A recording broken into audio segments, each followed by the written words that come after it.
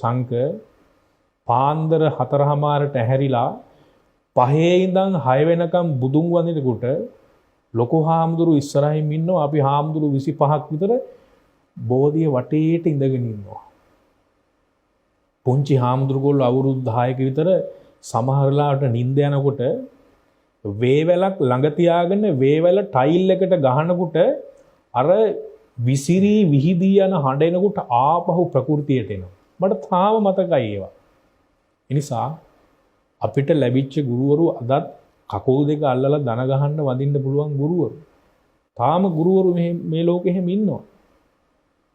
මං ඉතින් ලෝක ගුරු දිනයේ දවසේ ප්‍රාර්ථනා කරනවා, ඉල්ලනවා, යෝජනා කරනවා අතීතයේ දැක්ක ගුරුවරු කයෙන් විතරක් නෙවෙයි ගතින් සිතින් හැම දෙයකින්ම පරිණත ගුරුවරු මේ ගුරු දිනයෙන් පස්සේ ලෝකේ පහළ වේවා කියන එක තමයි මට ඉල්ලන්න තියෙන්නේ.